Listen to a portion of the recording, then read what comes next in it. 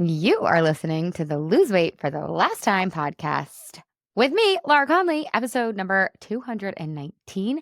And you guys, I have a very special guest today. My friend Sara Fisk is here, and she is an ex-good girl and an expert when it comes to stopping people pleasing. So I am so excited to welcome her to the show. So Sara, give us a little intro of who you are, who you coach, what do you do, where do you live? Like, just give us a scoop. And then I have like a bazillion questions for you that are like from my brain, but like also I have mind from my clients as well.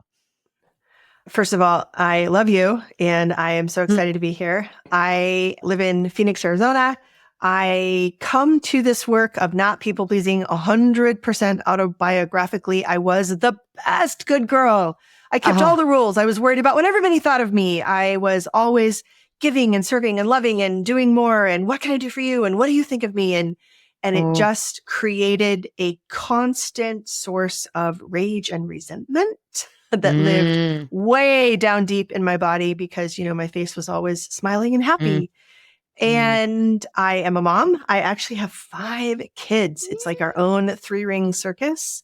And So cool. I'm a wife and I love being a wife and mom most of the time, but we all have those days. I love to hike. I love to be with friends and hang out and dance. It's my favorite things.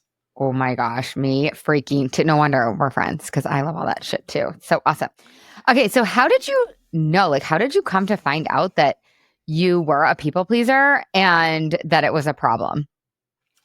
I'm assuming it was a problem because you're not one anymore. I don't want to put problems in your sphere, but I'm assuming. Yeah, no. What kind of brought it to my attention might be a little bit different than what, people experience who are going to be listening to this. But my story was I was in a very high demand religious group. I grew up Mormon. And although I have a lot of love for what I affectionately called Mormon land and some of the things I learned and experienced there, it absolutely taught me to look outside of myself for value, for approval, for validation. And that happens in a lot of places, not just in high demand or religious organizations. It happens to every person who is socialized as a human, female human, particularly in our patriarchal culture. There's just this list. If we had a room full of your listeners and I asked them, what are the good girl rules? We could start to name them, right? Be nice. Don't rock the boat. Don't say things that make other people uncomfortable. Don't take up too much space.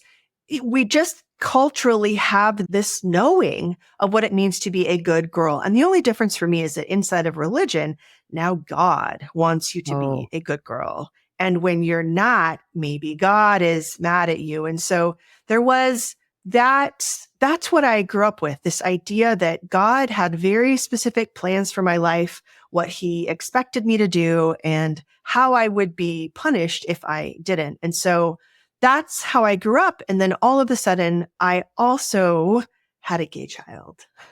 I also had some ideas about like what women should be allowed to think and do that were not consistent with continuing to live in Mormon land. And so I decided to leave. And it was a very, very painful process because it was my worldview. It was what held all of my most important relationships. It was what I thought my future would look like. It was, I thought my eternity would look like. And I had to decide that what mattered more to me was the safety and security of my children, was their sense of like being right in their own bodies and their own experiences. That mattered more to me than obeying those Mormon good girl rules. And so I decided to leave. But that leaving, besides, the loss of the things I mentioned, it was also the loss of like how I belong in the world and how I get people to like me. Because inside of Mormonism, there's so much people pleasing, so much looking outside of you to get that approval, that validation, that safety. And what happened is just how the universe has things coincide. I was in a master coach training program in like the final year before I really just decided that I was done with being Mormon. And everything that I had learned to make me a successful Mormon, obey the rules, listen to what other people tell you and do it. Always be checking to see if they're mad at you. Always be looking outside of you to make sure that you are meeting other people's expectations. All of that backfired spectacularly inside of this master coach training program because I was looking around at the other people. I was like, does she like me? Does she think I'm a master coach? Do you think I'm doing a good job? Am I doing a good enough job for you? And it was just so apparent that all of these skills that had worked for me in this circumstance of being Mormon were not working. And I finally had one of the people who was in charge of training me just say to me one day, Sara, what is going on? What's going on? Yeah. And I think if she would have had the words, she would have said like, why are you just so obsessed with what other people are thinking of you? And I would not really have even known at that point that it was people pleasing. Because to me, it was just being a good girl, right? Yeah. You're supposed to be constantly worried about what other people think of you. You're supposed to be constantly hypervigilant for feedback and for how you can be better and how you can do more. And so that you couldn't even see what you couldn't see. I couldn't see it. I couldn't see it. And her question stopped me in my tracks. And it was for the first time that I actually got out of like that. Can I do more? Can I do more? Can I try harder? Can I give more? And slowed down. And I was like, I don't know. What is the answer to that question? What is going on here? Why am I this bottomless pit for outside validation? Oh my God, I think it's people pleasing. I think that this state of constant hypervigilance, but also resentment, this worry, but also rage, I think it's people pleasing. And what I decided to do at the time, because we had to do a project in this Master Coach training program, I wrote a 6-week curriculum, how to stop people pleasing. And it was just for me. I have a background in teaching and curriculum creation as a teacher, but I really thought, I think I can beat this in like 6 weeks, guys. I'm just going to give myself. That's so good. And I'm like, 6 weeks, I should be done. And as I delved into it, I was like, whoa, there is so much more here. And then I expanded it to 3 months and then 6 months. And then I started doing it with groups of women. I was like, oh, I'm getting the feel for this.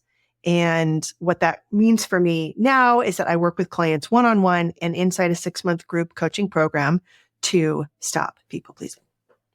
Yeah. Okay. I have 816 questions. So first being, how could let's say the audience can't see what they can't see. How can we help them see? Like, how could we diagnose them? Like, is there a quiz? Is there a question? Like, what can you say or offer of like, how do I know if I am a people pleaser? Like, what would you kind of ask past you in that maybe a month before that moment or whatever? Yeah. Okay. So I have thought about this a lot. My definition of people pleasing is the internal sense of not having a choice to do what you want to do. Oh my God. So you self-abandon. Yes.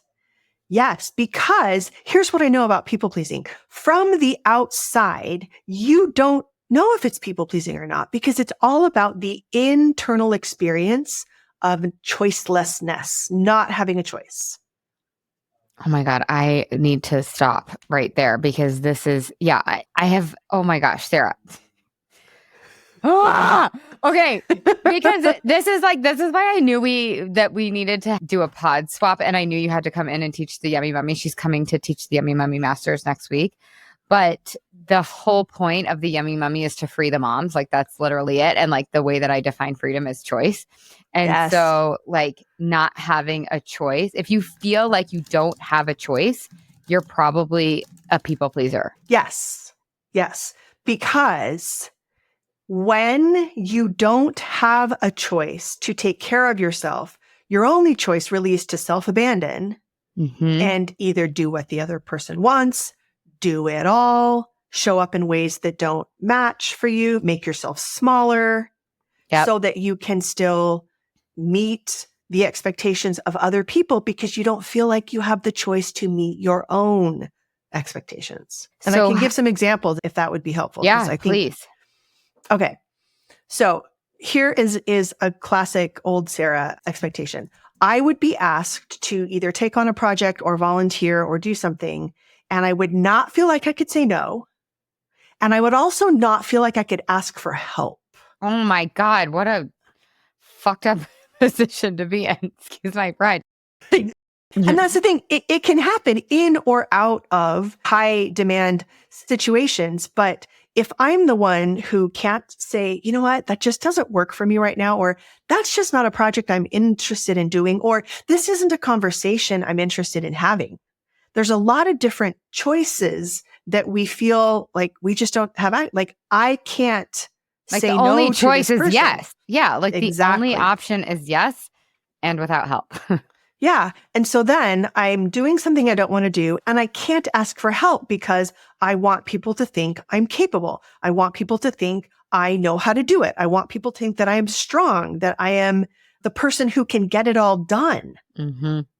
Yeah. And so I am resentful. I'm feeling dread. I'm feeling trapped. Mm-hmm. You will know it's people pleasing by the emotions you are feeling and by the sense that you don't have a choice not to do it. Let me give you a different example. Let's say I show up to your house with cookies, and they're good cookies. I make good cookies. And from the outside, you can't tell why I'm there. Am I there because I just thought of you and thought, hey, I'd like to make Lara some cookies? Or am I worried that you're not going to be my friend anymore if I don't do nice things for you? Am I worried that you maybe haven't called me in a couple weeks and maybe you're forgetting me or replacing me?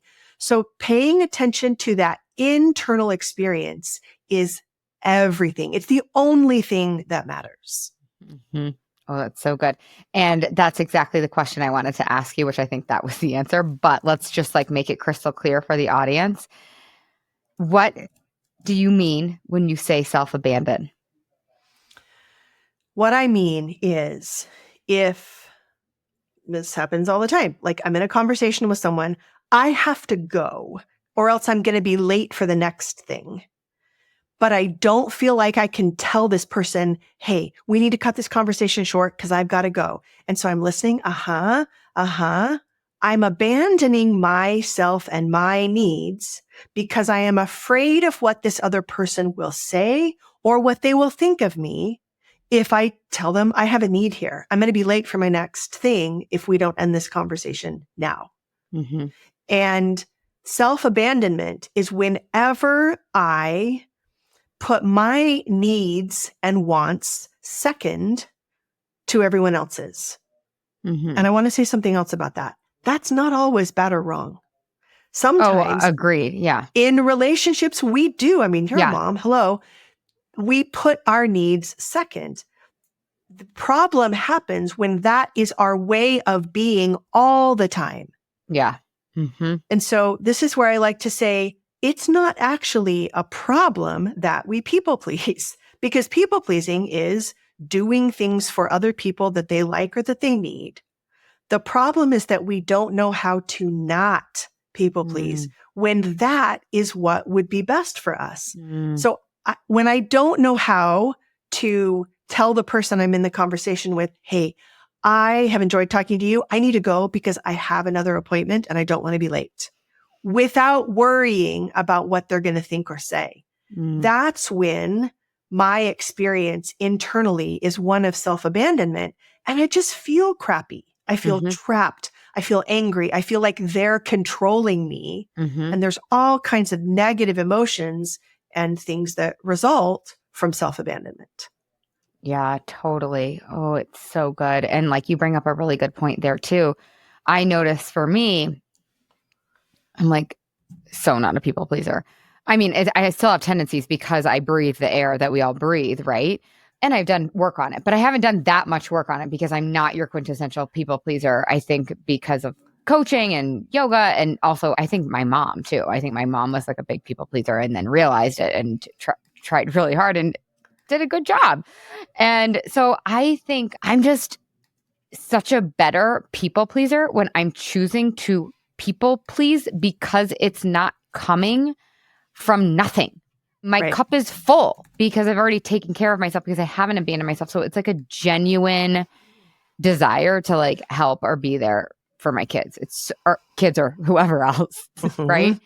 And yeah, so I think that's like also helpful to throw out there that like I had this one client and I'll never forget. She was like, I was just a shell of myself. I was just walking around like a zombie. I had 1 ounce left all the time. Like, and I was giving from nothing. And it was so exhausting and so taxing. And she's like, and now I can just give freely. And it's like easy, right? It's not so tiring. It's not so exhausting. So, okay. So let's say we have decided, okay, yes, I do have some tendencies, or I'm like a full blown people pleaser. Okay. Like, then what? Then what do we do? First of all, I just want everyone who is listening who might be thinking, shit.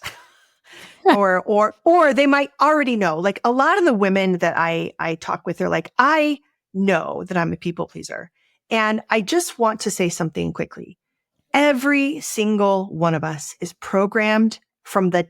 infancy to be a people pleaser. We don't have a choice because babies come into this world completely incapable of taking care of themselves. They Mm. have to win the care and affection of bigger, more capable adults. And they do that by learning what the big people like and what they don't like. Mm-hmm. Every single one of us are programmed to people please. And that's actually how we survive. You and I are here because we did things that won the care of the big people, our teachers, our coaches, our parents, people who became interested in helping teach us, nurture us, take care of us, and help us to survive. So the people pleasing is not a problem. It's such a way that women beat themselves up in their later life because they think I should know how to say no. I should know not to take on this excessive burden at work, at home, wherever. But here's what I want to tell you. Of course, it just makes so much sense to me. And when we beat ourselves up for it, we just add another layer of pressure and shame. Yeah. So now we have the resentment Yes. and the pressure and the shame. Yes, totally. Yes. Yes. Yeah. So, like, we're supposed to people please. Mhm. And when you notice that you are people pleasing and it's not serving you, can you get excited about that and be like, oh my God, yes, I'm noticing this. And now maybe I can start to shift it if I want to shift it or whatever. That's exactly it. Yeah. Okay. That's exactly it. And so when you are ready to shift it, the very first thing you need to do is to learn to pause. And here's what I mean by that. And actually, let me differentiate. There are going to be some situations where you know you are people pleasing. There's going to be other situations where you haven't seen it yet. We're going to start with the situations that you know you're people pleasing in, where the risk is lower. Yes. This was my next question. Oh, you're so good, Sarah. Because I'm like, okay, I really wanted to give them a low bar. Like, I wanted to give them That's a right. baby step because Right. otherwise you can't muster up that much courage. So I think, yes, keep talking. Yes, the discomfort, like if Yeah. you're out there and you're like, oh my gosh, I am a people pleaser. I was a 42-year-old woman still going to church because I was afraid to tell my parents I didn't want to anymore.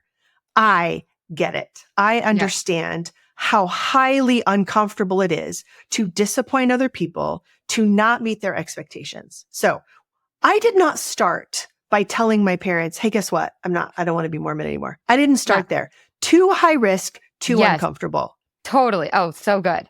Okay. So we start with lower risk situations first. And let me give you a great story. I have a client, love her so much. She went to the same Starbucks almost every day before work. And a couple times a week, she would get the wrong drink. Now, oh no. Right? Oh God. Okay. You can see what's happening. You can see what's coming. Most of the time, and actually, before we coached, without fail, she would just take the drink like, oh, they got it wrong again. I guess this is what I'm drinking today. Because the thought of pushing the drink back across the counter and saying, this isn't what I ordered. Can we try that again? Was just so uncomfortable for her that she never even thought about doing it. And so And why was it so uncomfortable for her? Let's like just break that down for a second. Yeah, because what would the barista think of her? Yeah. Selfish bitch Yeah. asking for demanding what she actually ordered? Right. I know. Yeah. And no, so but this is so good to like, it's so because good. I think if you do break it down, it's like, oh, okay. Like maybe I can handle that because like the likelihood of the barista thinking that is low. I mean, I think we should explore it too because it is also possible. Right. I use this example on purpose. It's the same example as like sending your meal back when you're at a restaurant and either you don't like it or it's cooked wrong. Like a lot of people be like, I could never do that. That's like the height of impoliteness. And other people are like, I'm not going to eat something that I don't like or that I didn't order, right? So what I want people to focus on is not the specifics of the situation, but is it doable for you? Like most of us could probably get on board with the barista situation that, okay, I think I can handle it. I think I can do it. And so we worked on her tolerance of that discomfort. And what's most important in the beginning, as I mentioned, is a pause. A pause, because if we don't take a pause, we will go right back into the same people-pleasing dynamic that we've gotten used to over decades and decades. So she literally paused by going to the bathroom and putting her hands on her body and calming herself and being like, all right, you've got this. You can do this. We're going to go back out there and we're going to push the drink back across. And some of you might be thinking, oh my gosh, this is so ridiculous. Why is this so hard? But in other situations, you might be feeling the exact same sense of dread about speaking up. So again, it's not about the situation. It's about how risky it feels to you. So she got herself to a place where she was calm. She walked back out and feeling uncomfortable, like the discomfort didn't go away. She chose a different response. She chose to tolerate the discomfort of not people-pleasing over the discomfort of feeling shitty when she walked out of Starbucks with a drink that she didn't order. Because that's what we are dealing with here. Yeah. People-pleasing is uncomfortable. When she walks out of Starbucks with a drink that she didn't order and she feels bad for not taking care of herself, for abandoning, that is uncomfortable. A lot of us know what that feels like when we say yes when we mean no, when we don't ask for help when we really need it, when we pretend and perform for other people instead of letting them see who we really are. That's uncomfortable. It's also uncomfortable to say, this isn't the drink I ordered. Can we try again? Yeah. It's also uncomfortable to say, this isn't something I want to do. And she has to choose that discomfort on purpose. And you can only choose it on purpose when you've taken a pause first. Yes. And why should she want to choose that new way of being uncomfortable, that shit sandwich instead of the old shit sandwich? Because I think it's helpful to point out that our brains are going to want to choose the familiar discomfort, right? Not the new discomfort. And so why should she want to go? I mean, I think some of the answers are obvious, but I really want to state the obvious because I think it's actually helpful. Why should she want to go back in and say, hey, barista, let's try again? Two big reasons. Number one, when we stay in the people pleaser mode, that just reinforces that role. And now everybody knows I'm the one who's going to take the job and not complain and not ask for help. And it just reinforces the fact that that's what people expect from me. I mean, we teach people how to treat us and we teach people what they can expect from us. And so if I continue to please, it means they're going to expect me to continue to please. And so it just reinforces. Whereas when I step out of that people pleaser role and I say, no, that's not what I want to do, or these are my boundaries, it opens the door to a completely different type of freedom and choice that doesn't exist when you're people pleasing. And so it literally is the door to a freer life that is full of more choice, more opportunity. And that's why people pleasing is such a problem, right? Is because it's a total trap. Yeah.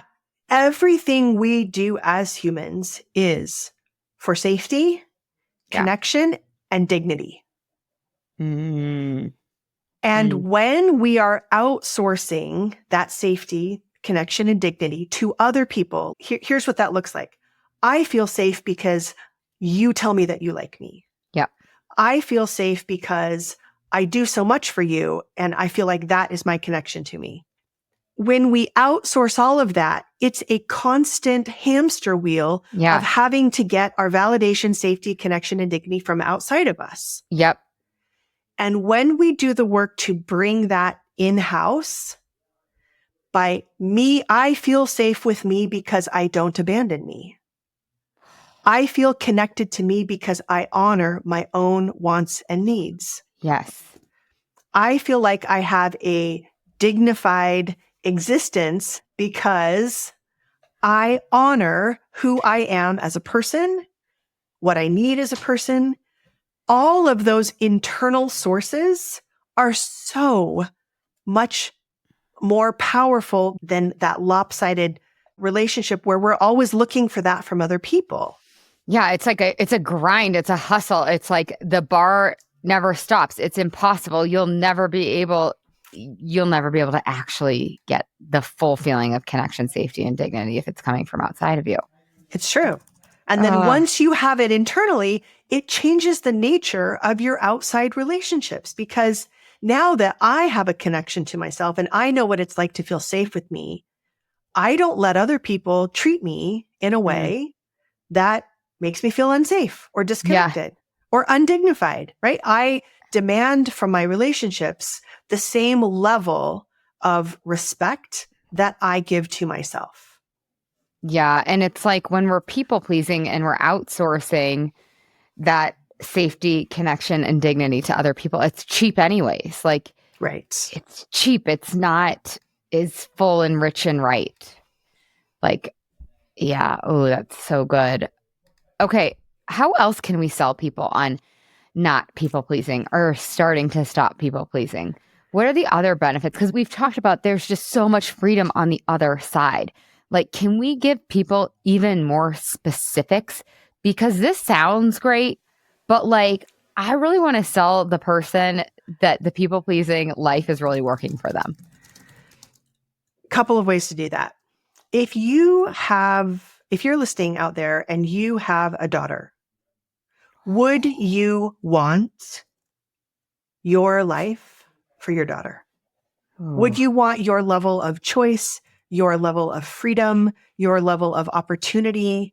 And that for a lot of people who are moms just really brings it into really sharp focus because we will put up with a lot of shit and then not want that for our kids. Yeah. And where else are they going to learn it? You already touched on it. Like you had a mom who saw her own people pleasing as like, not doing this anymore. And now you live this life largely free of people pleasing because of her example.